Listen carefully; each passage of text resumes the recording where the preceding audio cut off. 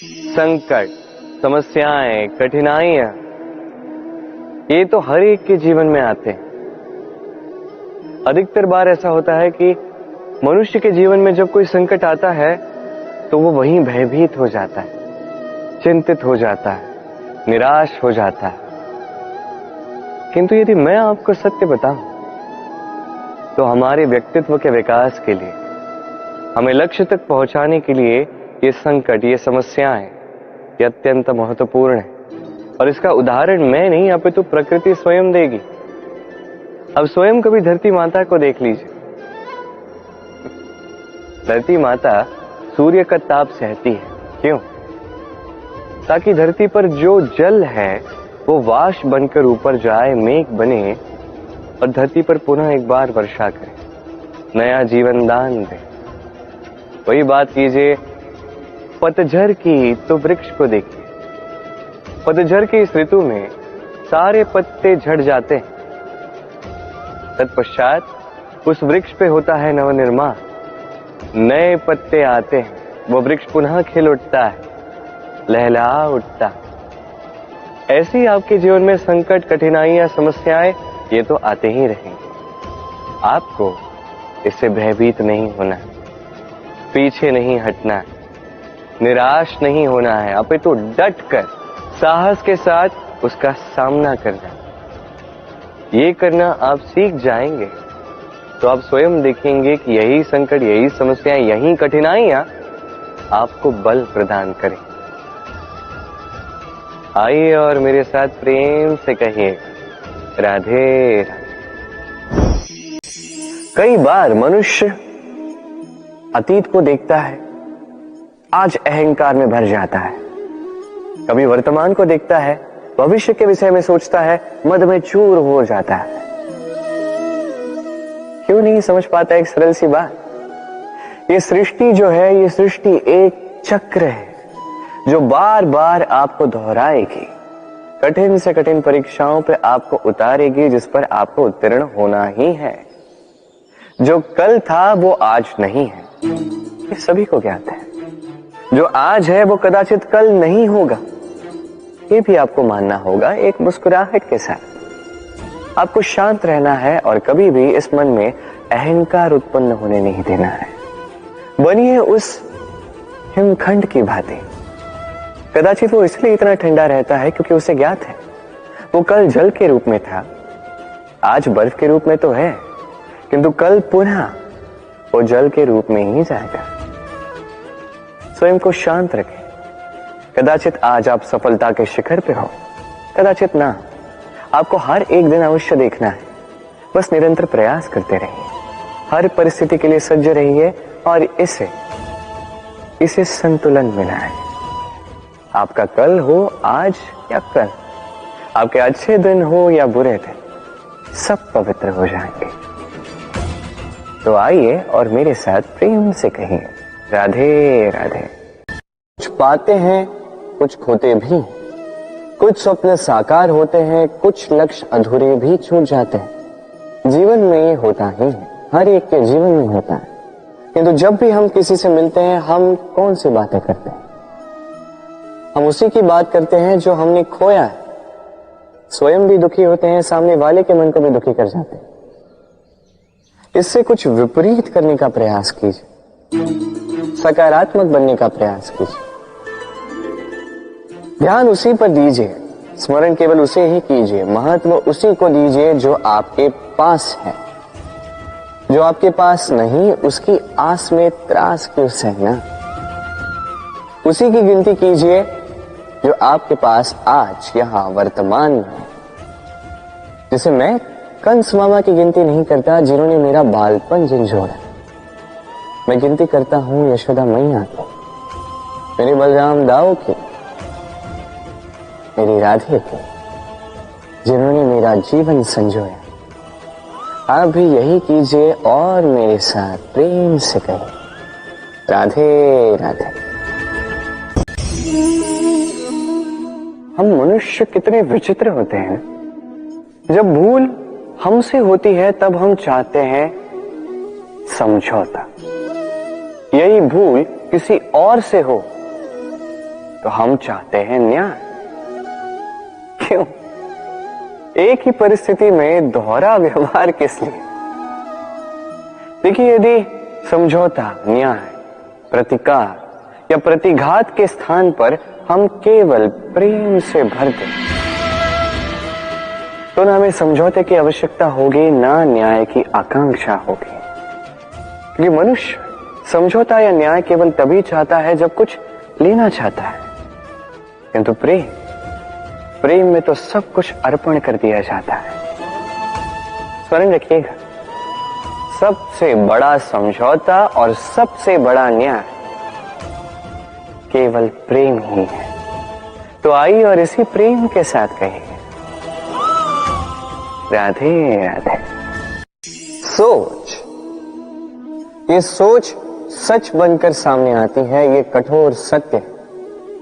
क्योंकि सोच ही वो बीज है जो सत्य रूपी पौधे को जन्म देता है, उसे विकसित करता है। अब सोचिए, यदि ये बीज ये अकड़े का हुआ तो ये छाया नहीं, ये केवल कांटे देगा। वही यदि ये बीज बरगद का होगा तो वो एक ऐसे वृक्ष में विकसित होगा जो अनेक वर्षों तक, अनेक पीढ़ियों को छाया देगा, पंछियों को घर देगा। उसी प्रकार ये सोच, यदि ये सोच छोटी सोच हुई तो आपको शंकाएं ही देगी। यदि ये सोच बड़ी हुई तो आपको समाधान देगी। तो सोच समझकर अपनी ये सोच चुनिए। ये सोच आपको शंका भी दे सकती है, समाधान भी दे सकती है। क्या चुनेंगे आप? शंका या समाधान? छोटी सोच या बड़ी सोच? चयन आपका है। आइए मेरे साथ प्रेम से कहिए, राधे राधे। इस सुई को देखें, कितनी महत्वपूर्ण होती है ये सुई। इसके कितने कार्य होते हैं, कितनी सहायता कर सकते हैं हमारी। इसकी सहायता से आप चाहो तो एक साधारण से कपड़े को पोशाक में बदल दो। आप चाहो तो पुष्पों को साथ लेके एक सुंदर सी माला बना दो या गजरा बना दो।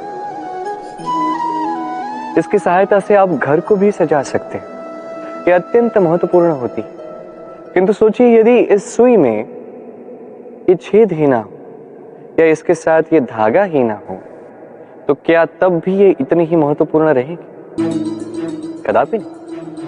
तब ये केवल किसी को चुभाने के काम है। देखिए, एक अत्यंत महत्वपूर्ण बात है जो आपको स्मरण रखनी हो।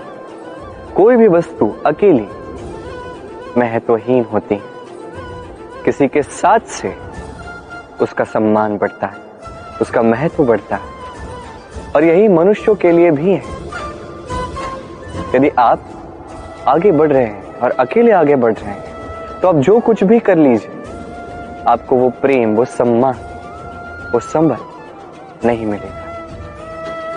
किसी को साथ लेकर चलिए, आपका भी मान बढ़ेगा। किसी को स्थान दीजिए, आपका भी सम्मान बढ़ेगा। ठीक वैसे ही जैसे इस धागे से सुई का सम्मान बढ़ता है, जैसे प्रेम से गुण का मान बढ़ता है।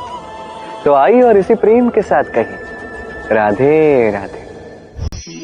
हम सोचते हैं परोपकार करना, भलाई करना, किसी की सहायता करना, सेवा करना, दान करना, सुख दुख में किसी का साथ निभाना, ये हमारे जीवन का सबसे बड़ा कर्तव्य है। यही सच्चा कर्तव्य है। परंतु क्या यह सत्य है? नहीं। कर्तव्य के लिए कई बार मनुष्य को बहुत सारी पीड़ा सहनी पड़ती है। कुछ कर्तव्य ऐसे होते हैं जिसे निभाने के लिए मनुष्य को उस राह से जाना पड़ता है जिस पर कांटे हैं, दुख है, पीड़ा है, संकट है।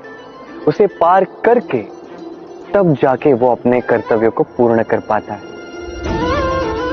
परोपकार, भलाई, किसी की सहायता करना, दान करना, सेवा करना, सुख दुख में साथ निभाना,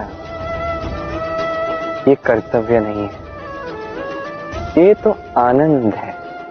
क्योंकि इससे आप ही का जीवन और अच्छा होगा, आप ही को और सुख मिलेगा, आप ही का स्वास्थ्य और अच्छा होगा, आप ही को जीवन में और अच्छे अच्छे लोग मिलेंगे।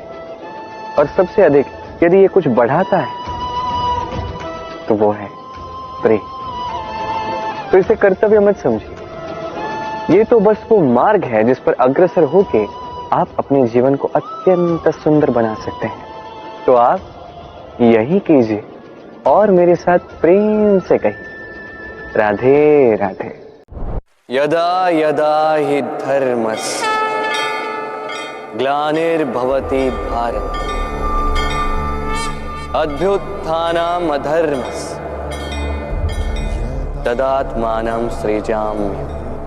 जब जब धरती पर पाप बढ़ता है, धर्म की हानि होती है, तब तब मैं आता। ये तो आप सब जानते हैं, किंतु क्या आपने कभी सोचा है कि क्यों मैं इस धरा का जीव बनकर ही अवतरित होता हूं? क्यों मैं मनुष्य के रूप में आपके बीच में रहता हूं? आज बताता हूं। संसार में पाप और पुण्य संतुलन में चलते हैं, किंतु जब पाप सीमा से आगे बढ़ जाता है, मुझे आना ही होता। कारण यह है कि आप मुझे भुला देते। चौकिए मन, मैं आप ही में बसता हूं। बस आप स्वयं के भीतर बसे परमात्मा को भूलने लगते हैं। इसीलिए मुझे आना पड़ता है आपको यह बताने कि सारी शक्ति आप में ही समाहित है। पर आप क्या करते हैं? मेरा सम्मान करते, मुझे पूछते, मुझसे शक्ति मांगने लगते, भांति भांति की इच्छाएं मेरे सामने रखते। मुझे आपकी श्रद्धा से कोई आपत्ति नहीं, मुझे आपत्ति है उस भाव से जो आपको दुर्बल बनाता है। परमात्मा में श्रद्धा रखिए, किंतु स्वयं की आत्मा पर भी विश्वास कीजिए, क्योंकि इस संसार में ऐसा कुछ भी नहीं है जो आप नहीं कर सकते। हर नर में नारायण बसते हैं और हर नारी में लक्ष्मी। तो पहचानिए अपने भीतर के नारायण को और बदल दीजिए इस समय के चक्र को। मुझे प्रसन्नता होगी कि मेरे अवतार लेने का वास्तविक प्रयोजन आपको समझ आए। तो शंका त्याग कर शंकर बन जाइए, अन्यथा कंकड़ के समान रहना हो। राधे राधे। जीवन में लक्ष्य को कैसे पाया जाता है? कोई कहेगा मित्र की सहायता से, कोई कहेगा प्रेम से, कोई कहेगा निरंतर प्रयास करने से, परिश्रम करने से, कोई कहेगा ईश्वर के आशीर्वाद से, आदि इत्यादि। मैं आपको समझाता हूं। जैसे त्रिलोक है, अर्थात 3 लोक है, जिसे संचालित करते हैं त्रिदेव, 3 देव, उसी प्रकार अपने लक्ष्य तक पहुंचने के लिए 3 भावों की आवश्यकता है। पहला भाव है स्वप्न देखना। आप स्वप्न देखना आरंभ करेंगे ही नहीं तो उसके आगे कुछ कर ही नहीं पाएंगे। तत्पश्चात आपको दृढ़ संकल्प से, चाहे मार्ग जैसा भी हो, उस पर चलना होगा। ये दूसरा भाव है दृढ़ संकल्प। और तीसरा भाव है इस लक्ष्य को पाने की यात्रा को पूर्ण करने के लिए प्रतिबद्ध होना। तो यदि आप स्वप्न देख सकते हैं, दृढ़ संकल्प से मार्ग चाहे जितना भी कठिन क्यों ना हो उस पर चल सकते हैं, और उस लक्ष्य को पाने की यात्रा को पूर्ण करने के लिए प्रतिबद्ध हो सकते हैं, तो आप निश्चित रूप से अपने लक्ष्य को पा सकते हैं। तो आप भी यही कीजिए और मेरे साथ प्रेम से कहिए, राधे राधे।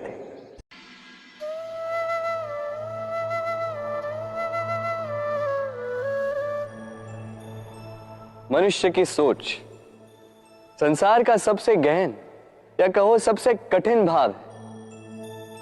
कब क्या होने के पश्चात ये मन क्या सोच बैठेगा, ये कहना असंभव है। और यही सोच कई बार हमारे मन में हीन की भावना ले आती है। हम सदा हमसे ऊपर की श्रेणी के व्यक्तियों को देखते हैं, उनके जीवन का विश्लेषण करते हैं और फिर स्वयं को हीन समझ लेते हैं। इसके पास इतना धन है, इसके पास कितना बल है, और मेरे पास कुछ भी नहीं। मैं कितना हीन व्यक्ति हूं, संसार के लिए मैं कुछ भी नहीं। होता है ना ऐसा? किंतु ऐसा नहीं है। आपके पास भी बहुत कुछ है, पलट के देखिए। किसी भूखे व्यक्ति को केवल एक रोटी मिल जाए तो भले ही दूसरों के लिए वो अन्न का दाना होगा, किंतु उसके लिए वो भोज से कम नहीं। इसलिए जब भी मन में हीन भावना जागे, अपनों की ओर देखिए, उनकी ओर पलटिए। आपको विश्वास हो जाएगा कि भले ही आप ये मानते हो कि इस संसार के लिए आप कुछ नहीं है, कुछ लोगों के लिए आप संपूर्ण संसार हैं। तो जो आपका संसार है उसमें प्रसन्न रहना सीखिए। राधे राधे।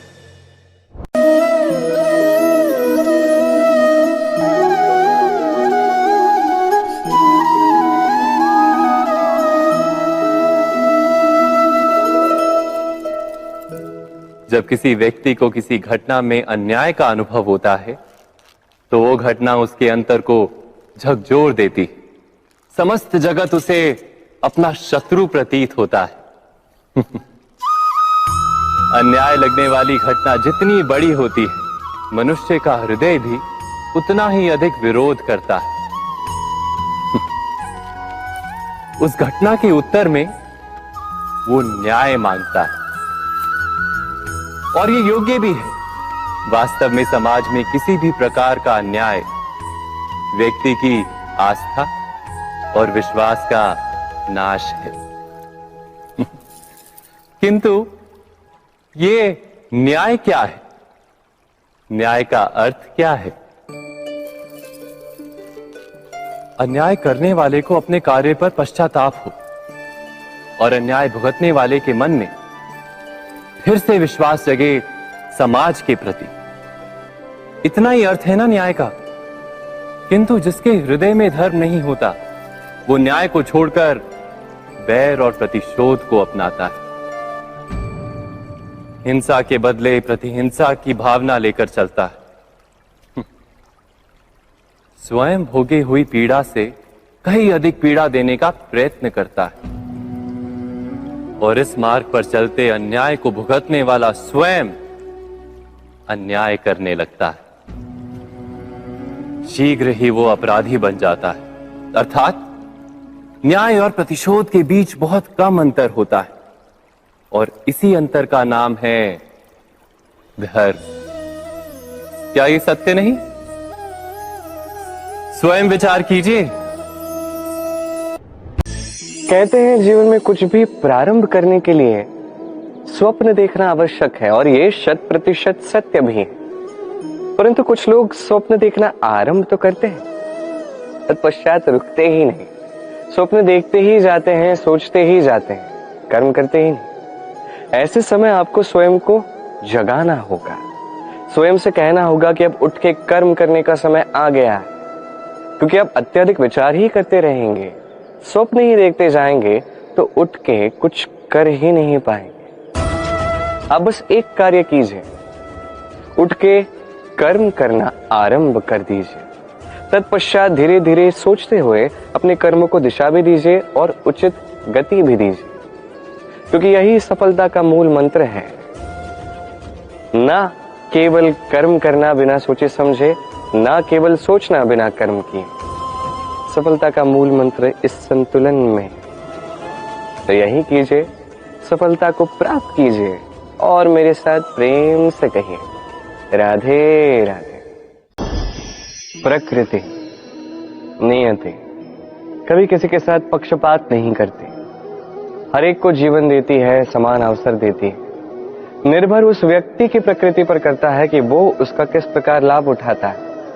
उसके चयन पर निर्भर करता है, दृष्टिकोण पर निर्भर करता है, उस पर निर्भर करता है कि वो कितना सकारात्मक है, कितना नकारात्मक है। दो प्रकार के लोग होते हैं। कुछ ऐसे लोग होते हैं जो हर दुविधा में, हर कठिनाई में, हर विपदा में अवसर निकाल लेते हैं, और कुछ ऐसे लोग होते हैं जो हर अवसर में कहीं ना कहीं से कठिनाई ढूंढ निकाल लेते हैं। अब आप क्या चाहते हैं? आप अवसर चाहते हैं, आपको अवसर मिलेंगे। आप कठिनाइयां चाहते हैं, कठिनाइयां तो आपको भर भर के मिलेंगी। चयन आपका है, आप कितने सकारात्मक रहना चाहते हो, कितने नकारात्मक रहना चाहते हैं। सकारात्मक रहिए, जीवन में सब कुछ संभव। आइए और मेरे साथ प्रेम से कहिए, राधे राधे।